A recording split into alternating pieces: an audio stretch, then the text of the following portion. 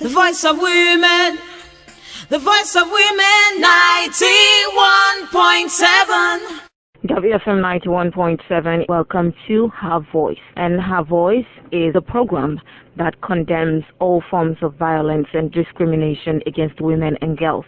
And Her Voice is an initiative of Women Radio in partnership with Action Aid Nigeria, supported by Global Affairs Canada. And yes, you're listening to Women Radio 91.7. And this morning, we're going to be discussing about the topic addressing the money factor. And I'm going to be having two guests. But first with me is Hansatu Adigbite. She is the Executive Director of Winbies. Good morning. Good morning, my dear. Morning. How are you? I'm very well, thank you. Have you been keeping safe? Well, we're still working remotely, but as you must know, online work is also a lot of work. Yes, apparently. Well, it's good to have you this morning.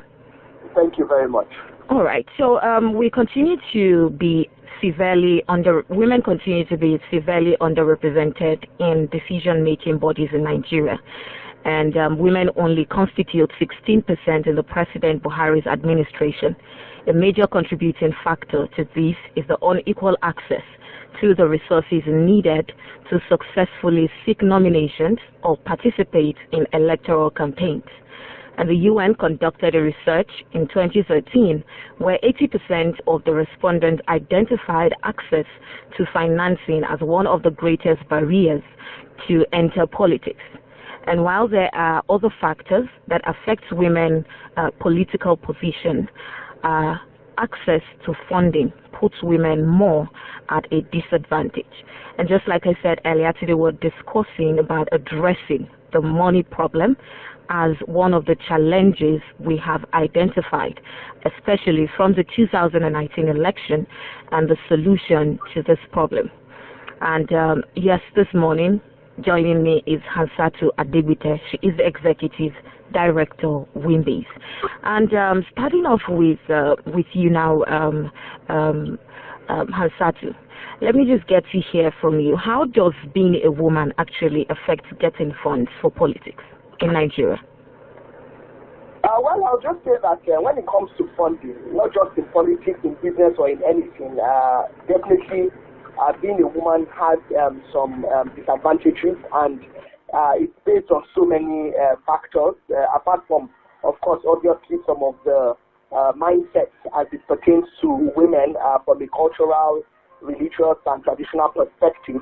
The truth of the matter is that women also have the challenge of not being adequately prepared in terms of structure and in terms of competency. When I mean competency, I mean that there are certain things you need to put in place when it comes to women.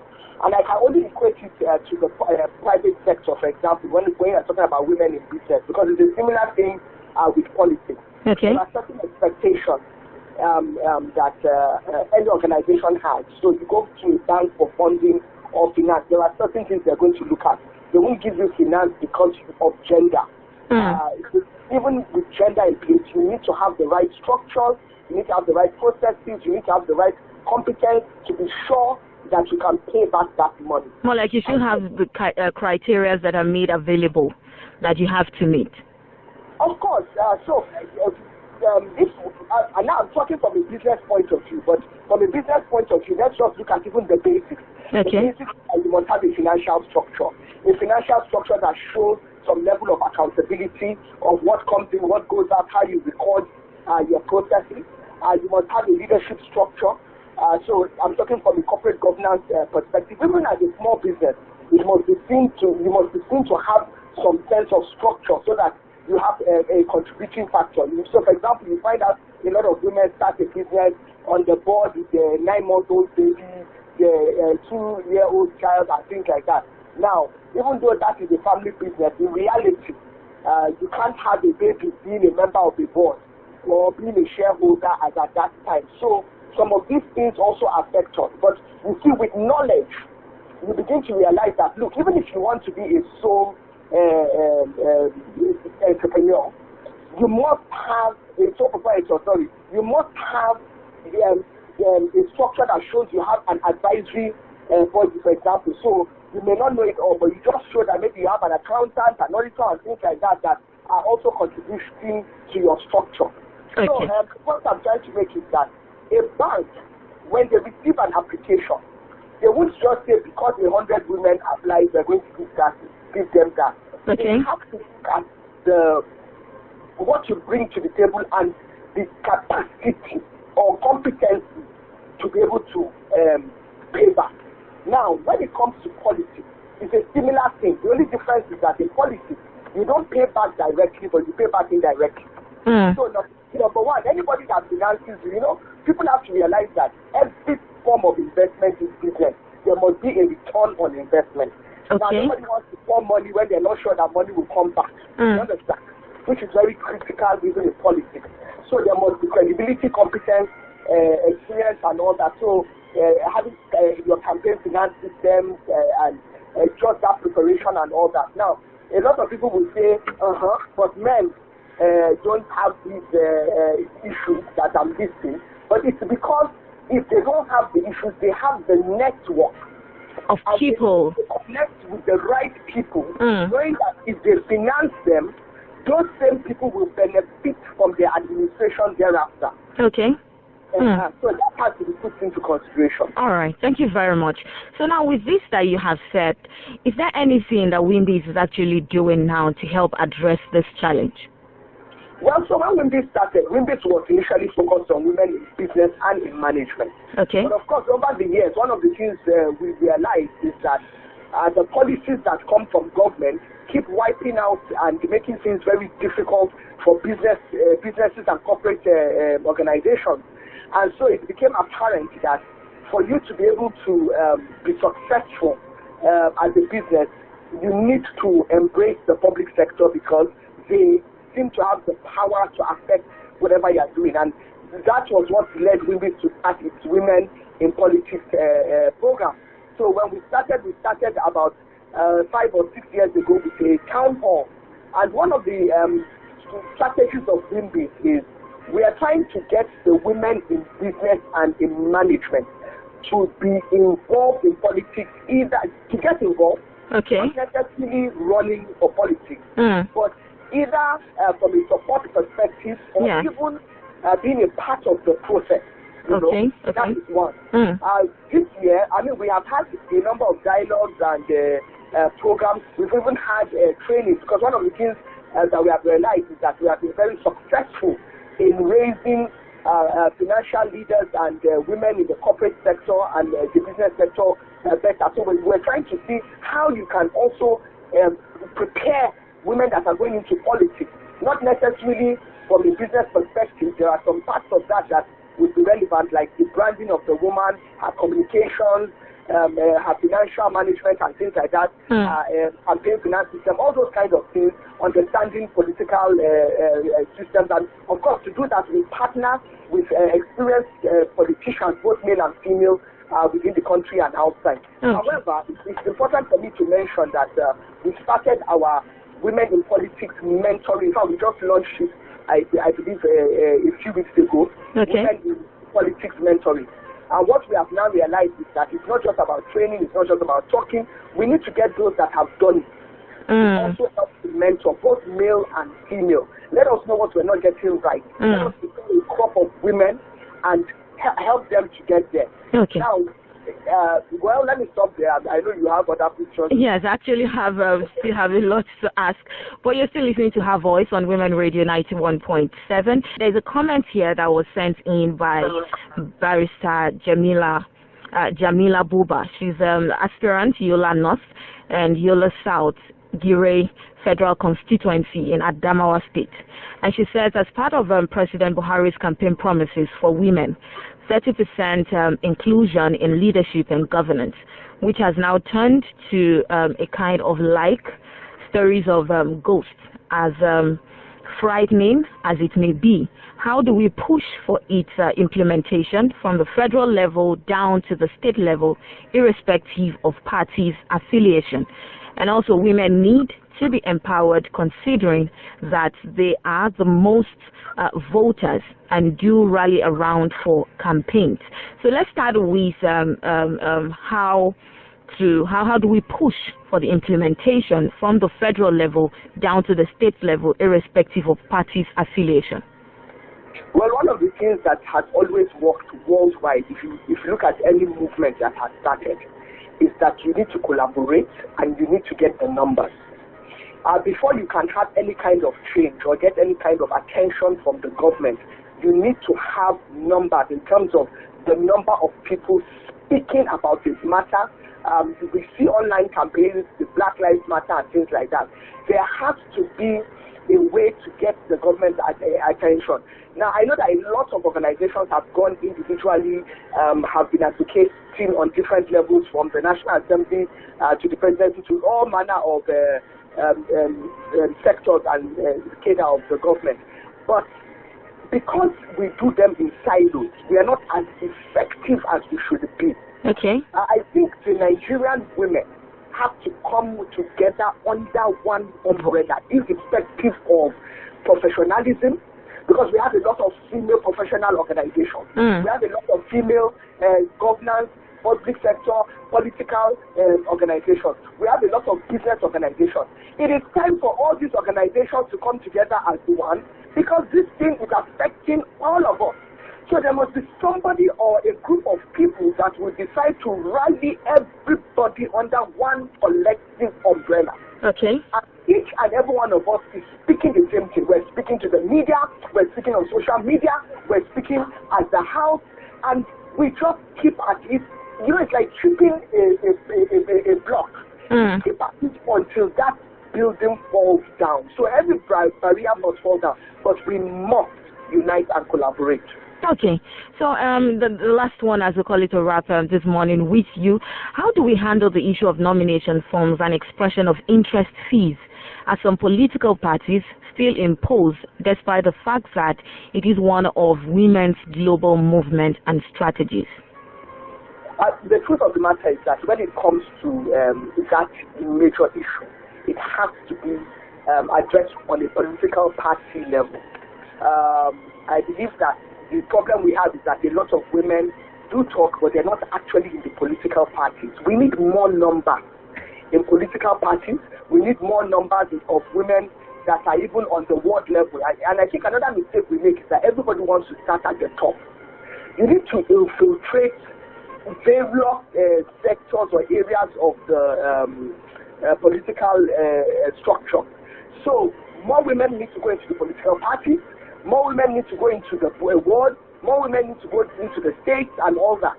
Now, until you have numbers within political parties, now this is not for people that are running, it's just from a membership perspective. Okay. You cannot easily influence change from outside. You can call all the political party chairmen and have meetings and all that, and everybody shakes hands and leaves. But you cannot have the kind of change you want because you don't have the numbers within the structure. Okay. For that stage. So it has to be from internally and externally. Those of the women that need to go into these political parties may not necessarily be women that want to run, but they should be women that will be very strategic from an internal perspective for change. All right. Thank you so much for joining us this morning, Hansatu. You're welcome, my dear. All right. Enjoy the rest of your day. Okay, bye. Thank you. And yes, we just spoke to Hansatu Adebita. She's the Executive Director of Wimbies. And we'll also be linking up with Lois Alta. She's a politician and the Executive Director of FIDA Foundation. And if you're just joining us, this is still Her Voice on Women Radio 91.7. And Her Voice actually condemns all forms of violence and discrimination against women and girls. And we have been talking this morning about addressing the money factor. And, Hansatu actually raised some salient points. You really need to be prepared. You should have a structure. If you are going to a bank to go and get a particular amount of money, you should have what you have in stock before, and I have to tender before the bank, before the money is given to you. So as women, we need to ensure that we have proper structure, and also women need to come together as a voice. That is one thing I think I really like, irrespective of your professionalism, irrespective of who you are. Everyone needs to come together under one umbrella so everyone can speak, as one, and can speak in one accord. We're still talking about addressing the money problem for the issue of elections when it has to do with women. But if you know you have been in that position before, if you have vied for any elective position, how was it for you? Would like to get to hear from you. And aside from that, it's very important that people get to understand that just as men have the right to be in elective positions, women also have the right as well. And just like I said earlier, looking at this present administration, we only have 16% of women in this present cabinet. And right now, we actually have we actually have that of the 35% affirmative action that Nigeria has been a part of, and that is what so many women are actually looking at this point, that we need to get more women in elective position so that women will be able to begin to bring about the change that is needed in the society. And if we don't have women in positions of authority, in elective positions, in places that matters, like the House of Representatives, like the Senate House, the National Assembly generally, where we have laws that are being made on our behalf. If we don't have women in such positions, then we don't have people who are going to be looking at things from the gender lens. And that is why women are to be more in positions of authority. So we begin to have women look at things from the gender lens. And also, there was a statistics that was given out by the UN that was conducted a research in 2013, where 80% of respondents identified access to financing as one of the greatest barriers to enter into politics. And while there are other factors, money has been that thing that has really hindered women. And we could get to, we had some of these women spoke, when we had them interviewed last year before the general election. We actually had a number of women talking about the issue of funding, and this is what has been the problem for women over the period of time. But we'll just try to get to hear from you. What are ways that you think we'll be able to get solution to this? We're still trying to get through to Lois this morning, but I think the network isn't friendly. But we'll just keep trying our best to make sure that we get to reach her. But yes, it's very important. If we have women in elective position, it is something that is going to influence other parts of the country. Now, the issue of COVID-19, when we look at the countries that are really doing excellently well, there are countries that have women in leadership position. But finally, we have Lois Alta on the line with us this morning. Good morning, Lois. Good morning. How you doing? I'm good. So at this point, I think we have very limited time, but the network was being really favorable. But we just say as much as we can say this morning with you. And Lois Alta is a politician and the executive director of CEDA Foundation. And I just wanted to ask, how was money a challenge as a female candidate in last year's election for you? Yeah, from consultation to the primary election, purchase of expression of interest and nomination forms, at every point in time, there was need for money. So it was not easy at all. It was a very challenging thing for women to participate in politics as also a woman with disability. People don't believe that women with disabilities can also be part of politics, party politics. Okay. Yeah. Okay, so as someone who has actually gone through this process, I would like you to tell us, on an average, how much does a woman really need to get involved in politics? Yeah, let me say 30 to 50 million. 30 to 50 million. Yes. Okay. Yes, women need to be empowered financially when it is time to participate in party politics. You need to talk to the critical stakeholders. You need to involve men in your campaign team.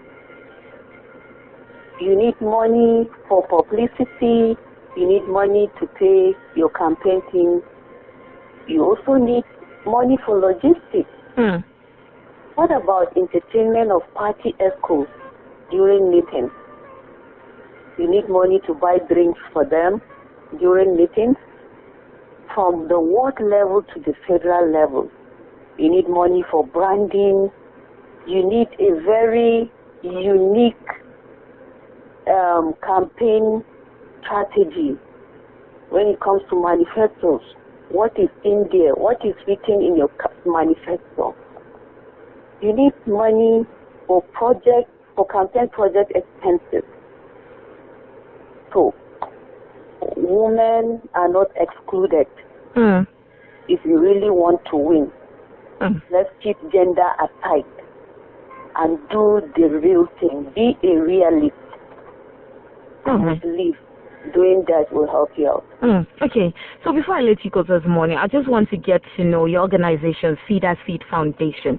What is the organization doing to help play a better politics in 2023?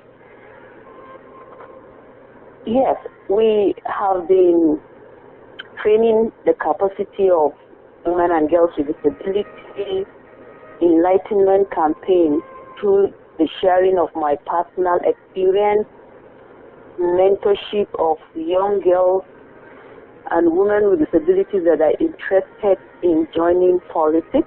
Okay. Yes, I'm also writing a book on my experience, which I believe Women Radio will be part of the partners very soon. Yes. And another thing I want to talk about before I leave. Okay. Yes, it is really a collective responsibility of all women and women-friendly partners, critical stakeholders, the press, the parliament, political parties, and goodwill of the men should come together, should collaborate, should partner with each other in ensuring that the 35% affirmative action is achieved. It's so sad that in this 21st century, it is a zero level for women with disabilities in politics. It is just 2% for women in general. It is sad. When we have other countries that are doing 50-50, some countries are doing 30-70, some are doing 40-60. So it is time, I repeat, it is time that we collaborate and ensure that this objective and goal is achieved. Thank you so much. Thank you very much, Lois, for joining us. We had a very little time to talk to you, but we appreciate your time. Yeah, thank you so much. All right. And yes, we'll be rounding off right now, her voice. And in conclusion, with the 2023 elections ahead, we have to find sustainable measures to support women aspiring for political positions. The lack of funding opportunities for the female candidates needs to be addressed, with political parties and the government looking into ways to financially support women in politics. A very big thank you to the guests. Thank you very much to, we had Hansatu Adebite earlier, the Executive Director, Wimbies, and Lois Altai, politician and Executive Director, Cedar Foundation, and also to our partners, Action Aid Nigeria. And her voice is an initiative of Women Radio under the Women Voice and Leadership Project with support from Global Affairs Canada. I am Bukola Balogu.